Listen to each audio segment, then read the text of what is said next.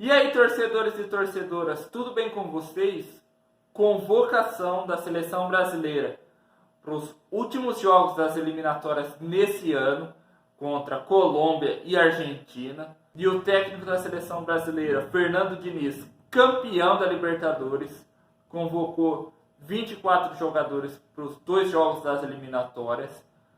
E uma convocação em que ele manteve a base e chamou uma grande surpresa que animou nós torcedores da seleção brasileira. No gol, o Diniz não fez nenhuma mudança, foram chamados os 3 que já vêm fazendo parte desse ciclo, que são o Alisson, o Ederson e o Lucas Perry. E entre eles, eu ainda sigo dizendo que eu acho que o Alisson não merecia a chance, quem merecia está sendo convocado é o Everton do Palmeiras, mas eu já falei muito disso. Para lateral direito ele só chamou o Emerson Royal e me surpreendeu porque o Ian Couto, eu não sei se o Ian Couto está machucado, mas se não tiver machucado deveria ter sido convocado porque fez boas partidas na convocação passada, na data FIFA passada, e só a convocação do Emerson para a lateral direita mostra mais uma vez um problema que eu venho falando há muito tempo, que a seleção brasileira sofre pela falta de opções nas laterais, principalmente na direita. Os zagueiros ele chamou o Bremer, o Gabriel Magalhães, o Marquinhos e o Nino, que foi campeão com ele da Libertadores. E bons nomes, são jogadores que já têm experiência de seleção brasileira, vêm sendo sempre chamados, e gostei da convocação, apesar de achar que outros jogadores, zagueiros para ser mais exato, poderiam até ser testados, como é o caso do Beraldo e do Adrielson. E para a lateral esquerda o Diniz chamou o Carlos Augusto e o Renan Lodge, e foram 2 que ele já vinha chamando.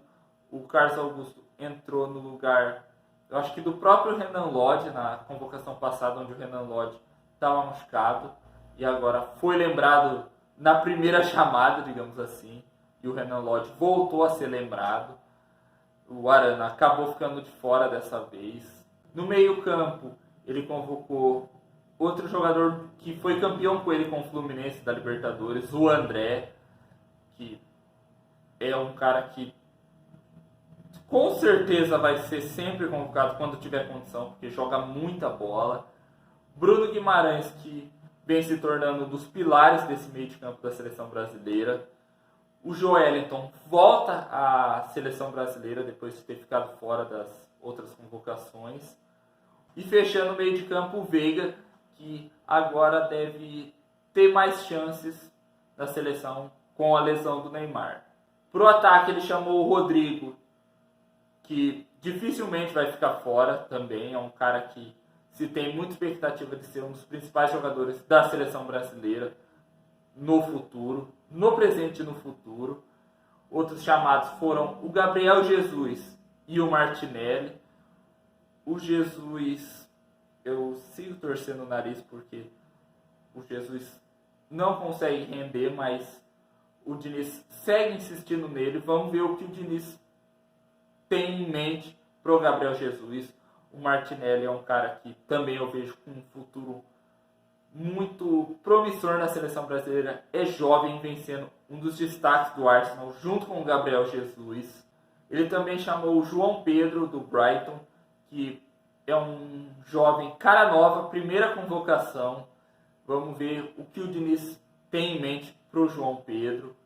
Ele também chamou o Paulinho, do Atlético Mineiro, que vem sendo um dos destaques do Galo no Brasileirão, nessa recuperação do Galo com o Filipão. E boa convocação, porque o Paulinho está jogando muito bem, merecia chances. O Paulinho foi campeão olímpico em 2021 lá em Tóquio, junto com o Nino, com o Bruno Guimarães, entre outros jogadores. Ele também chamou o PP, que vinha sendo pedido desde a convocação passada, o jovem atacante brasileiro do Porto, e tomara que seja utilizado, porque temos muita expectativa em cima do PP. E voltando à seleção, a gente tem o Rafinha, que se machucou. E voltando à seleção, a gente tem o Rafinha, que foi convocado na última data FIFA, mas acabou se machucando e foi cortado. E vive grande momento no Barcelona e na seleção brasileira, principalmente nos 2 primeiros jogos com o Diniz, fez grandes partidas. Foi muito bem, um dos destaques do time e volta a ter chance com o Diniz. Também temos o Vinícius Júnior, que é unanimidade na seleção brasileira e no Real Madrid. Talvez com a ausência do Neymar volte a ser o principal jogador da seleção brasileira, o Vinícius Júnior. Talvez volte até a vestir a camisa 10, porque, como eu disse, é o principal jogador, é o jogador que a gente espera que no momento difícil chame a responsabilidade e qualidade. Ele tem de sobra para fazer isso. E fechando a lista, a grande surpresa que deixou todo mundo animado foi que o Diniz chamou o Endrick do Palmeiras. O Endrick, que com 17 anos vem sendo talvez a grande joia do futebol brasileiro. Com 16 anos já estava vendido para o Real Madrid. A história do Endrick a gente já sabe, decor. E é muito legal ver que o Diniz olhou e trouxe o Endrick, porque a gente vê o potencial do Endrick, como eu disse, é uma joia que a gente se espera grandes coisas. E cedo ou tarde ele ia começar a ser convocado para a seleção brasileira.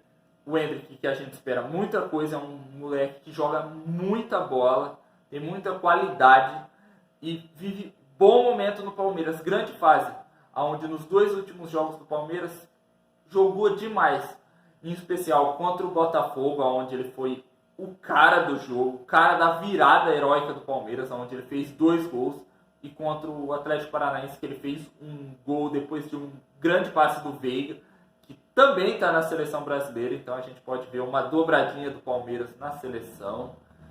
E, como eu disse, é bom ver que o Endrick está sendo convocado, porque o Endrick é o cara que a gente sabe que vai ser o futuro da seleção. Então, já é legal ele estar sendo preparado, ele já está começando a conviver na seleção brasileira, ainda mais tendo o Diniz como técnico, que é um cara que aconselha os jovens, que sabe trabalhar com os jogadores mais jovens, que tem o Veiga, que é um cara que ele joga junto há muito tempo, é um cara muito próximo dele, então vai direcionar, aconselhar ele. Digamos assim, o Endrick vai ter um espelho conhecido na seleção brasileira, fora os outros caras de qualidade que vão estar junto com ele. Então, acho que vai ser o começo da grande história do Endrick como jogador da seleção brasileira. Lembrando que Neymar, Casemiro, Militão e Vitor Roque não foram convocados por lesão, porque se eles estivessem em condição, com certeza estariam, porque Neymar, Casemiro e Militão já são unanimidade na seleção brasileira, principalmente o Neymar, que é o principal jogador nosso.